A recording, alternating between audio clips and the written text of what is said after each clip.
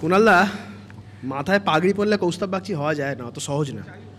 আর আমি আবার গাল ভর্তি নাড়ি রেখে প্রিজন ম্যান চাপড়ালেও কুণাল ঘোষ হতে পারবো না, তফাৎ আছে। যাই হোক, হ্যাঁ সেটাই বললাম। আমি জানি কুণালদা এটা করবে, কুণালদা খুব এথিক সম্পন্ন একজন মানুষ। তা কুণালদা এতক্ষণ অনেক মোরালিটি নিয়ে কথা বললো। কুণালদার গ্রেপ্তারির আগে মুখ্যমন্ত্রীকে বলুন আমাকে অ্যারেস্ট করুন, এটা বলার আগে যদি একটা রেজিগনেশন লেটার লিখে রাজ্যসভার চেয়ারম্যানকে পাঠিয়ে দিতেন, আমি মোরালিটির গ্রাউন্ডে পদত্যাগ করছি, তাহলেই বড় বড় লেকচারবাজিগুলো লোকে শুনতে ভালো লাগতো। তখন মুখ্যমন্ত্রীকে অ্যারেস্ট করুন দরকার ছিল না। না, আমি একটা সিরিয়াস পলিটিশিয়ান হয়ে কান্নাকাটি করবো মুখ্যমন্ত্রী অ্যারেস্ট করুন, মুখ্যমন্ত্রীর পুলিশ ধরে নিয়ে যাচ্ছে। আজ অবধি অন রেকর্ড একটা চিঠি নেই, একটা রিটেন অ্যাপোলজি নেই যেখানে উনি মুখ্যমন্ত্রীর কাছে ক্ষমা চেয়ে বলছেন যে মুখ্যমন্ত্রীর কাছে আমি ভুল করেছি, মুখ্যমন্ত্রীকে আমি চোর বলেছিলাম। যাই হোক, তাকেই ডিফেন্ড করছে। এখন এই সমস্ত মানুষজনের থেকে যদি মোরালিটির কথা শুনতে হয়, শহীদ মিনারের মাথা থেকে লাফ মেরে আত্মহত্যা করে মরে যাওয়া ভালো। মুখ্যমন্ত্রীকে চোর বললেন কেন কুণালদা? যাই হোক, এবারে বলি, এবার আমি জানি বলতে দেবে না, এটা স্বভাব। বলছে কুণালদা, মার্টিন লুথার কিং জুনিয়র নাম শুনেছেন? Martin Luther King the junior, উনি বলছেন একটা খুব সুন্দর কথা উনি বলেছিলেন, morality cannot be legislated, morality cannot be legislated, but behaviour can be regulated. Morality cannot be legislated, but behavior can be regulated. Judicial decrees may not change the heart, but restrain the heartless. আজকে একটা আইন ভারতবর্ষের পার্লামেন্টে টেবিলড হয়েছে, এমন না যে আইনটা এক্ষুনি বলা মাত্রই প্রণয়ন হয়ে গেল। মোদী সরকার চাইলেন, এনডিএ সরকার চাইলেন, নরেন্দ্র মোদী চাইলেন, এক্ষুনি সেটা আইনটা বলবৎ হয়ে গেল। পার্লামেন্টে টেবিলড হলো, জেপিসিতে গেল, সেই একটা শিয়াল হুক্কা হুয়া করে চিৎকার করলে সব শিয়ালের একসাথে হুক্কা হুয়া শুরু হয়ে গেল। আমি বলছি এটার মধ্যে অন্যায়টা কোথায় আছে? এই যে এই আইনটার যে একটা, প্রত্যেকটা আইনের তো একটা স্টেটমেন্ট অফ অবজেকশন রিজনস থাকে। কুণালদা রাজ্যসভার সাংসদ ছিল, বলতে পারবে একজন লেজিসলেটর, যদিও 6 বছরের মধ্যে 3 বছর জেলে ছিল। যাই হোক, স্টেটমেন্ট অফ অবজেক্ট অ্যান্ড রিজনসে স্পষ্টত বলা আছে, the elected representatives represent hopes and aspirations of the people of India. It is expected that they rise above political interest and act only in public interest and welfare of the people. এটা হচ্ছে statement of object and reasons, কেন এই আইনটাকে আনা হচ্ছে। Number 2, it is expected that the character and conduct of ministers holding the office should be beyond any ray of suspicion. Number 3, a minister who is facing allegation of serious criminal offences, arrested and detained in custody, may thwart or hinder the canons of constitutional morality and principles of good governance, and eventually diminish the constitutional trust reposed by people in him.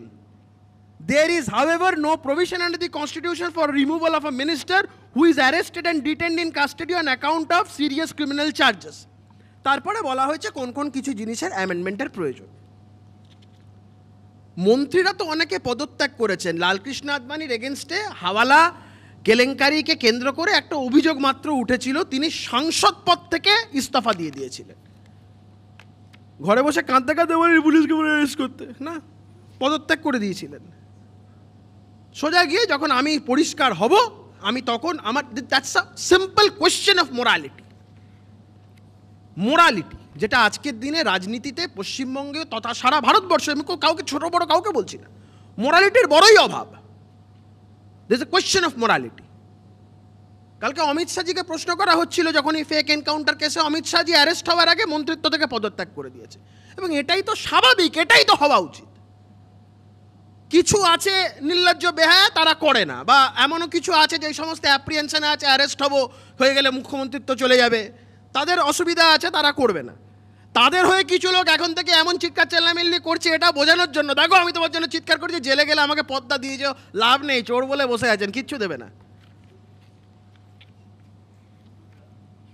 আমার যেটা বলার বক্তব্য, সেটা হচ্ছে ছোটোবেলায় পাশের বাড়ি থেকে একটা এঁচড় চুরি করেছিলাম ওই গাছ থেকে। কাঁঠাল খেতে খুব ভালোবাসতাম, ওটাকে কাঁঠাল ভেবে এঁচড়টা চুরি করেছিলাম। এখনও অবধি এই বাড়ির লোকগুলোর মুখের দিকে তাকাতে লজ্জা লাগে। আর কিছু লোক দেখুন কীরকম জেল টেল খেটে এসে ইডিকে টাকা ফাঁকা ফেরত দিয়ে তারপরে কীরকম বুক ফুলিয়ে কথা বলে। This a question of morality. এই মোরালিটির জায়গাটা আজকের দিনে খুব ইম্পর্টেন্ট। আমরা এই মোরালিটির জায়গাটাই ভুলে যাচ্ছি।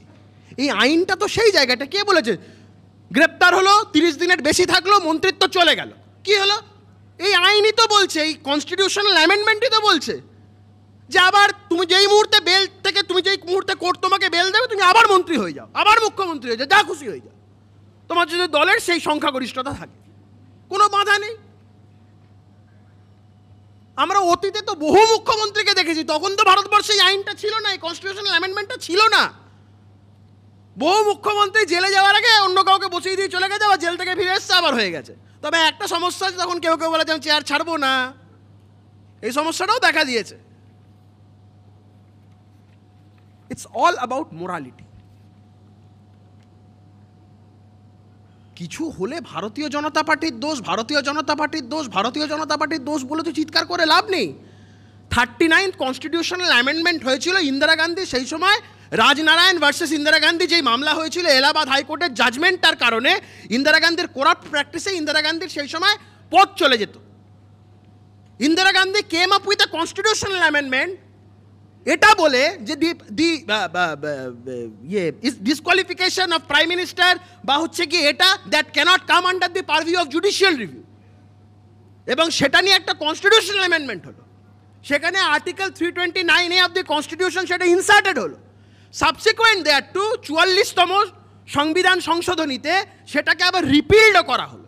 আরে ভাই, ভারতীয় জনতা পার্টি সারা জীবন ক্ষমতায় থাকবে না, এনডিএ সারা জীবন ক্ষমতায় থাকবে না, কিন্তু ভারতবর্ষের মানুষ মনে রাখবে এমন একজন প্রধানমন্ত্রী ছিল, বাপকা বেটা ছিল, যে প্রধানমন্ত্রীকেও এই তদন্তের আওতায় নিয়ে এসেছে, এবং প্রধানমন্ত্রী যদি গ্রেপ্তার হয় তারও পথ চলে যাবে।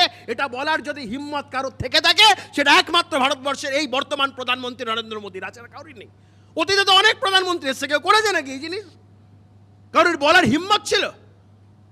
একটা মানুষ যিনি স্পষ্টত, বিশেষ করে আমাদের বাংলার মাটিতে দাঁড়িয়ে পর্যন্ত বলে গেছে যে একটা সরকারি চাকুরিজীবী, তার যদি 48 ঘন্টা যদি কাস্টাডি হয়ে যায়, তার চাকরি চলে যাবে, সে ডিম সাসপেনশনে চলে যাবে।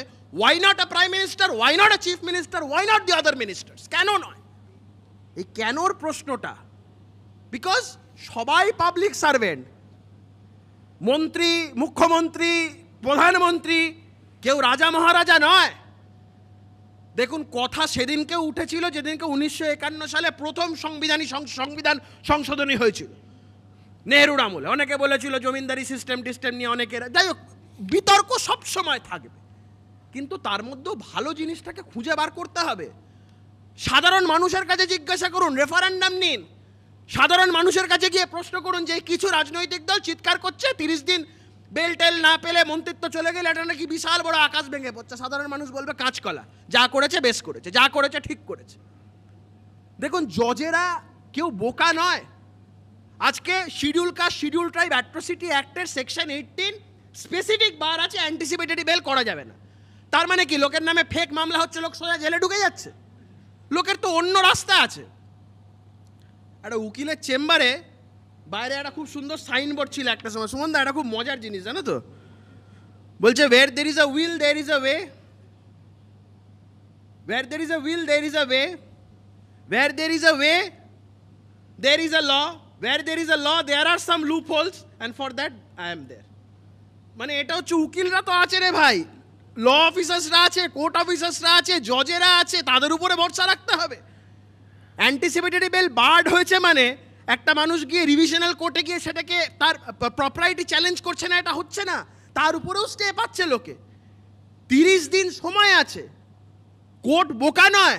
যদি কারোর এগেনস্টে কোনো চার্জেস না থাকে, prima facie, if there is no offence made out, court একটা লোককে এমনি এমনি জেলের ভেতর রাখবে না। Section 37 of the NDPS act puts a bar, যেখানে আগে এটা নিয়ে বহু হতো, কমার্শিয়াল কোয়ান্টিটিতে যদি কোনো নার্কোটিক কন্ট্রাব্যান্ড পাওয়া যেত, তাহলে সেই ক্ষেত্রে লোকের বেল হতো না, কমার্শিয়াল যদি কোয়ান্টিটি নেওয়া হতো। তাতে কি হয়েছে, পরবর্তীকালে law is moulded in that part. Supreme court আজকে সেকশন 37-কে ওভাররাইড করে তার মতন করে জাজমেন্ট দিচ্ছে। So there is no question to worry about. এটা কাউকে চিন্তা করার কোনো বিষয় নেই। কোর্ট আছে, জজেরা আছে, তারা extremely wise to determine this.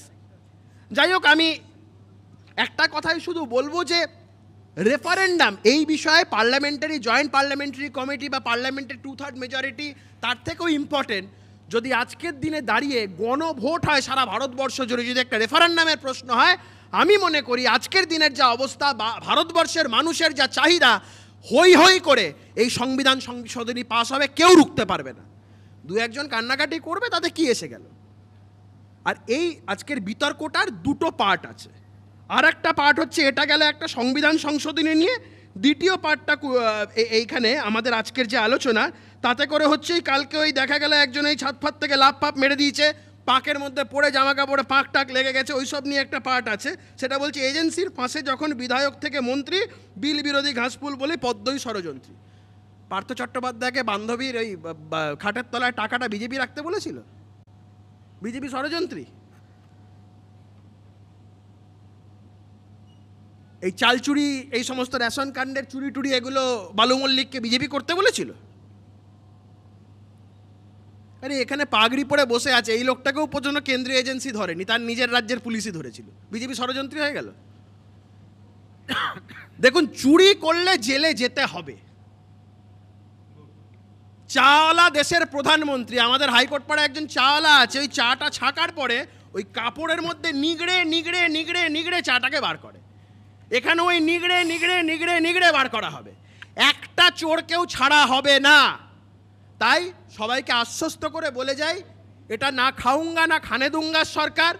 এই সরকারের যে যতই চৌর্যবৃত্তি করো না কেন, চাওয়ালা ঠিক নিগড়ে সব বার করে নেবে। আর সর্বশেষে বলছি, যারা চিৎকার করছেন এই সমস্ত সংবিধান সংশোধনী নিয়ে, এত চিৎকার করবেন না।